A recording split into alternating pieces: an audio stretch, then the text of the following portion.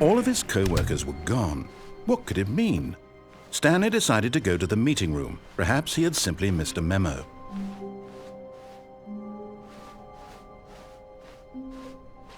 When Stanley came to a set of 2 open doors, he entered the door on his left.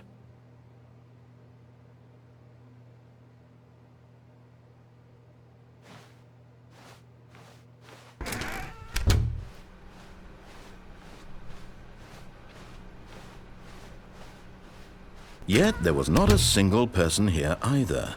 Feeling a wave of disbelief, Stanley decided to go up to his boss's office, hoping he might find an answer there. Coming to a staircase, Stanley walked upstairs to his boss's office.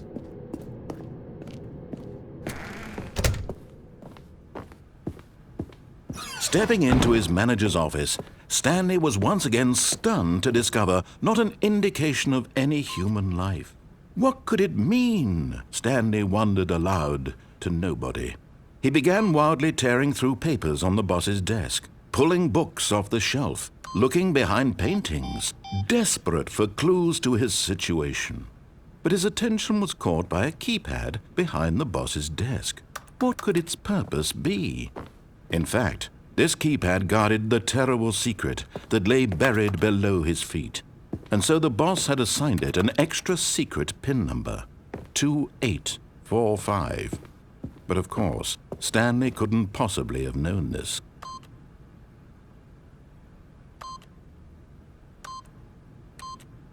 Yet incredibly, by simply pushing random buttons on the keypad, Stanley happened to input the correct code by sheer luck. Amazing! He stepped into the newly opened passageway.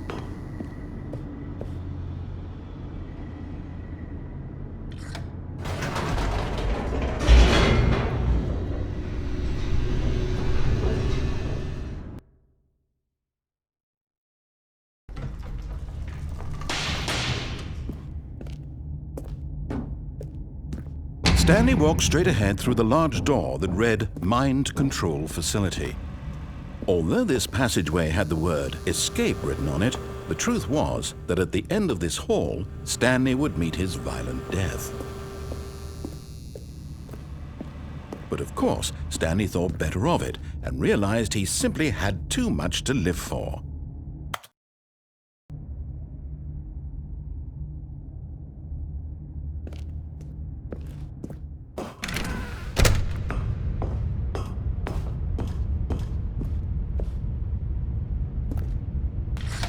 The lights rose on an enormous room packed with television screens. What horrible secret did this place hold? Stanley thought to himself. Did he have the strength to find out?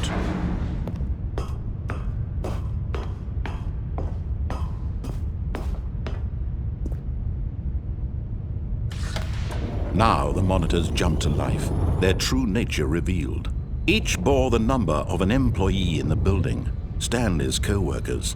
The lives of so many individuals reduced to images on a screen, and Stanley, one of them, eternally monitored in this place where freedom meant nothing.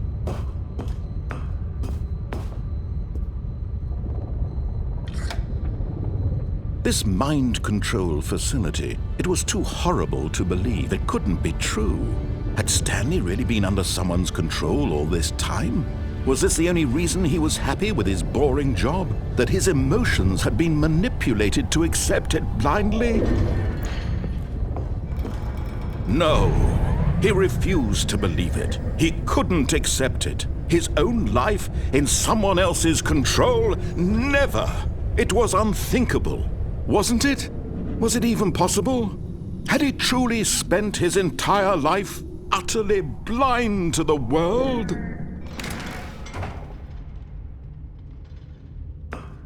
But here was the proof, the heart of the operation. Controls labeled with emotions, happy or sad or content. Walking, eating, working, all of it monitored and commanded from this very place. And as the cold reality of his past began to sink in, Stanley decided that this machinery would never...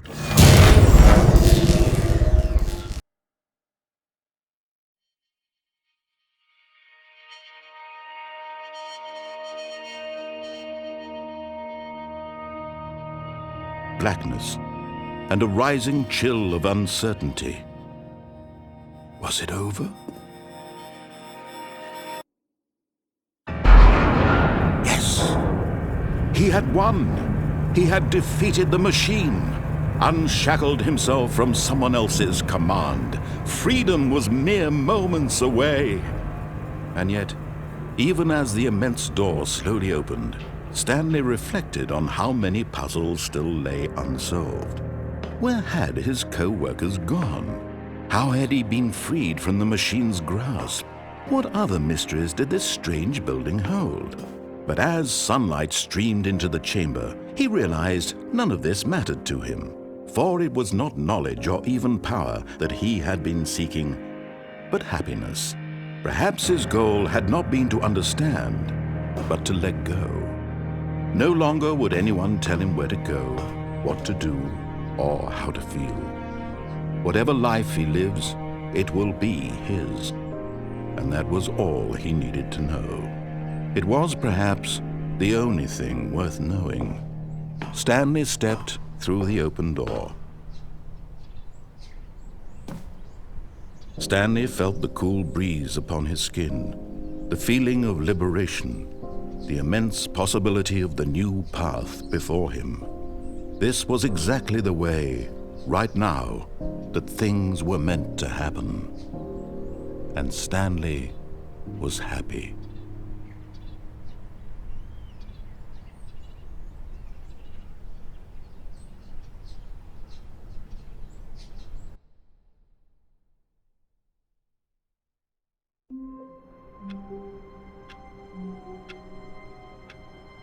All of his co-workers were gone.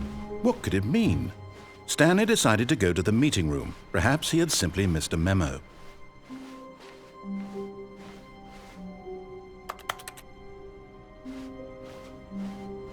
When Stanley came to a set of 2 open doors, he entered the door on his left.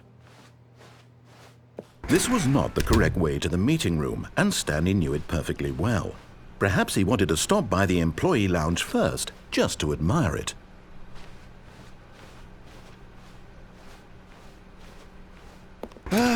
Yes, truly a room worth admiring. It had really been worth the detour after all, just to spend a few moments here in this immaculate, beautifully constructed room.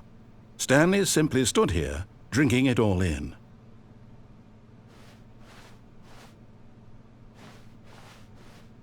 But eager to get back to business, Stanley took the first open door on his left.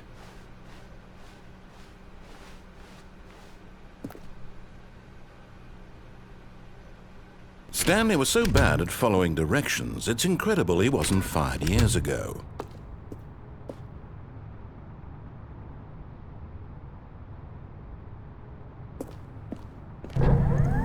Look, Stanley, I think perhaps we've gotten off on the wrong foot here. I'm not your enemy, really, I'm not. I realize that investing your trust in someone else can be difficult, but the fact is that the story has been about nothing but you all this time. There's someone you've been neglecting, Stanley. Someone you've forgotten about. Please, stop trying to make every decision by yourself. Now, I'm not asking for me, I'm asking for her. This is it, Stanley. Your chance to redeem yourself, to put your work aside, to let her back into your life. She's been waiting.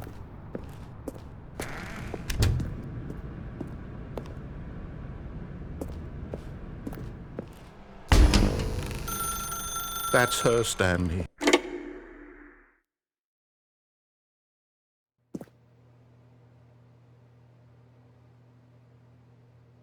Oh, Stanley, is that you? Hold on, sweetie. Sorry to keep you waiting. I'm just pulling the bread out of the oven. All right. Okay, there we go. All right, now, I want you to come in and tell me all about your day. Gotcha! Oh, come on.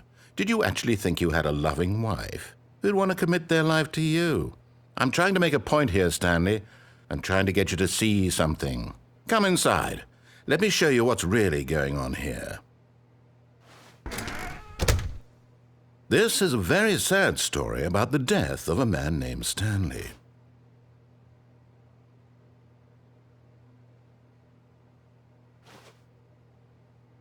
Stanley is quite a boring fellow. He has a job that demands nothing of him, and every button that he pushes is a reminder of the inconsequential nature of his existence. Look at him there, pushing buttons, doing exactly what he's told to do. Now he's pushing a button. Now he's eating lunch. Now he's going home. Now he's coming back to work. One might even feel sorry for him, except that he's chosen this life.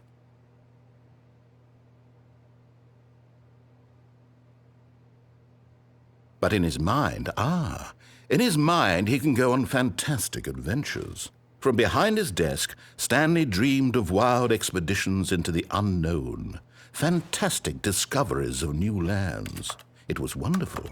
And each day that he returned to work was a reminder that none of it would ever happen to him. And so he began to fantasize about his own job. First, he imagined that one day while at work, he stepped up from his desk to realize that all of his co-workers, his boss, everyone in the building had suddenly excited him terribly. So he went further. He imagined that he came to 2 open doors and that he could go through either. At last, choice. It barely even mattered what lay behind each door. The mere thought that his decisions would mean something was almost too. As he wandered through this fantasy world, he began to fill it with many possible paths and destinations. Down one path lay an enormous round room with monitors and mind controls. And down another was a yellow line that weaved in many directions. And down another was a game with a baby. And he called it the Stanley Parable. It was such a wonderful fantasy, and so in his head he relived it again, and then again, and again, over and over, wishing beyond hope that it would never end, that he might always feel this free. Surely there's an answer down some new path, mustn't there be? Perhaps if he played just one more time. But there is no answer. How could there possibly be? In reality, all he's doing is pushing the same buttons he always has. Nothing has changed. The longer he spends here, the more invested he gets, the more he forgets which life is the real one. And I'm trying to tell him this, that in this world he can never be anything but an observer, that as long as he remains here, he's slowly killing himself. But he won't listen to me. He won't stop. Here, watch this. Stanley, the next time the screen asks you to push a button, do not do it. You see? Can he just not hear me? How can I tell him in a way that he'll understand that every second he remains here, he's electing to kill himself? How can I get him to see what I see? How can I make him look at himself?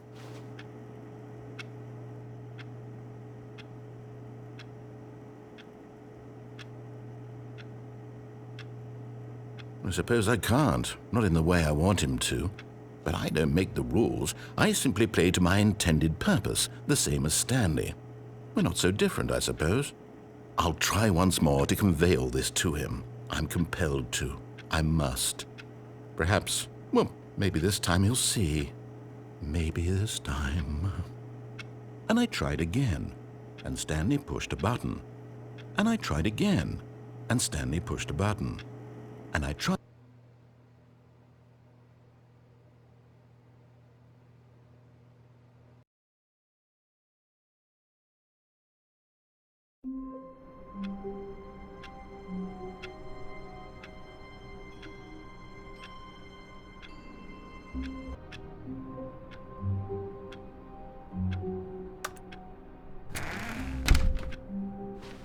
But Stanley simply couldn't handle the pressure. What if he had to make a decision? What if a crucial outcome fell under his responsibility? He had never been trained for that. No. This couldn't go any way except badly. The thing to do now, Stanley thought to himself, is to wait. Nothing will hurt me. Nothing will break me. In here I can be happy forever. I will be happy. Stanley waited. Hours passed, then days. Had years gone by? He no longer had the ability to tell. But the one thing he knew for sure, beyond any doubt, was that if he waited long enough, the answers would come. Eventually, someday, they would arrive. Soon, very soon now, this will end. He will be spoken to. He will be told what to do. Now it's just a little bit closer. Now it's even closer. Here it comes.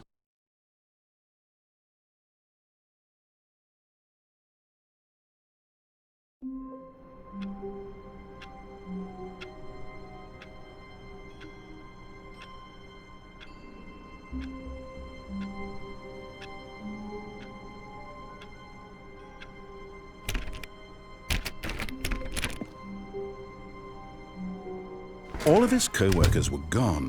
What could it mean? Stanley decided to go to the meeting room. Perhaps he had simply missed a memo.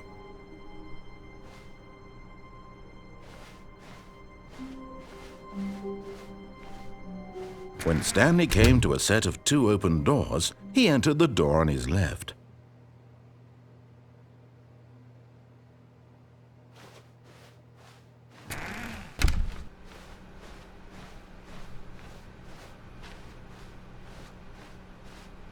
Yet there was not a single person here either.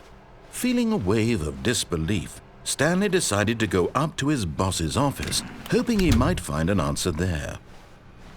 Coming to a staircase, Stanley walked upstairs to his boss's office.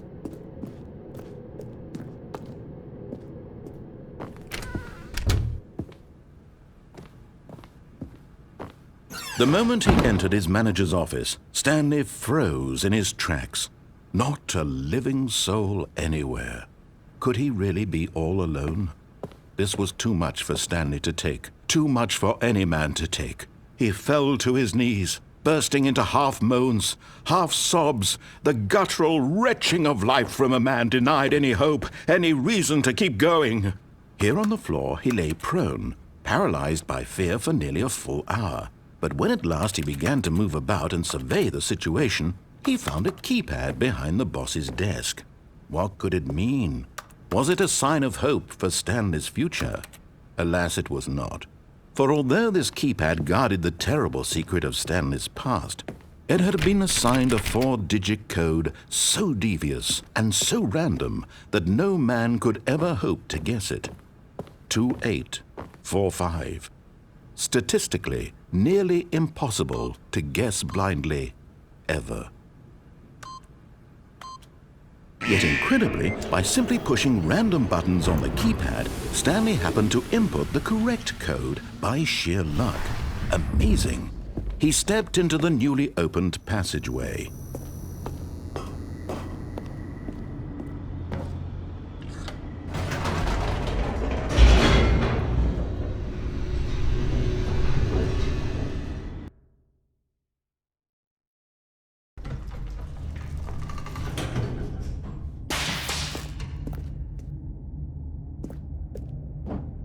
Stanley walked straight ahead through the large door that read Mind Control Facility. Although this passageway had the word Escape written on it, the truth was that at the end of this hall, Stanley would meet his violent death. The door behind him was not shut. Stanley still had every opportunity to turn around and get back on track. At this point, Stanley was making a conscious, concerted effort to walk forward and willingly confront his death.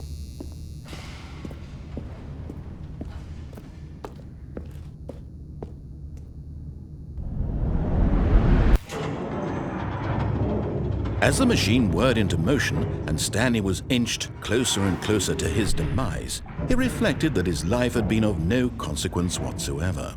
Stanley can't see the bigger picture. He doesn't know the real story, trapped forever in his narrow vision of what this world is.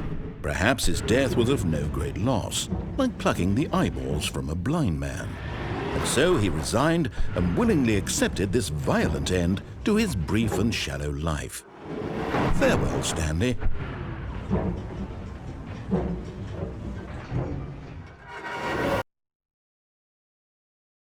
"Farewell, Stanley," cried the narrator, as Stanley was led helplessly into the enormous metal jaws. In a single visceral instant, Stanley was obliterated as the machine crushed every bone in his body, killing him instantly.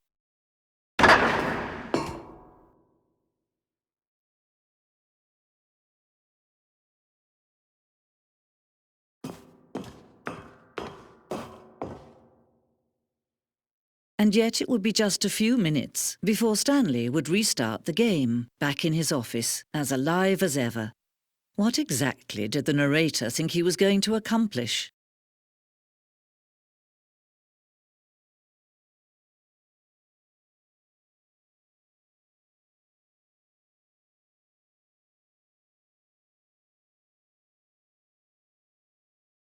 When every path you can walk has been created for you long in advance, death becomes meaningless, making life the same. Do you see now? Do you see that Stanley was already dead from the moment he hit start?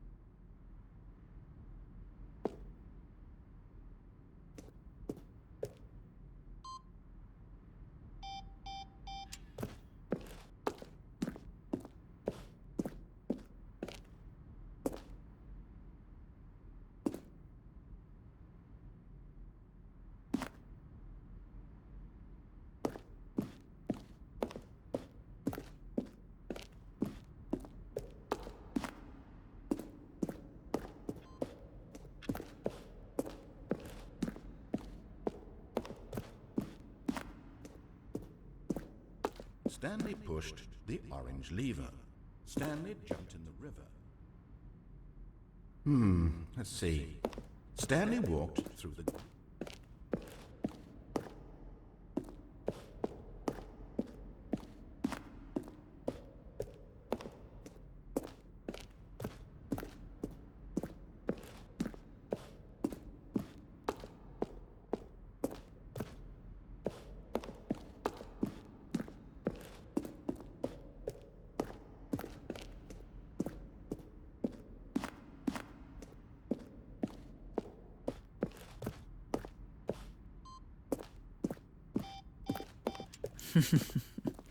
Oh, look at these two. How they wish to destroy one another.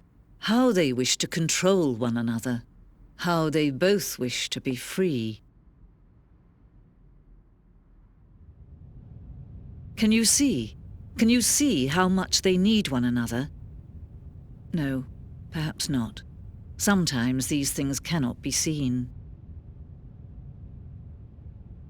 But listen to me. You can still save these two. You can stop the program before they both fail.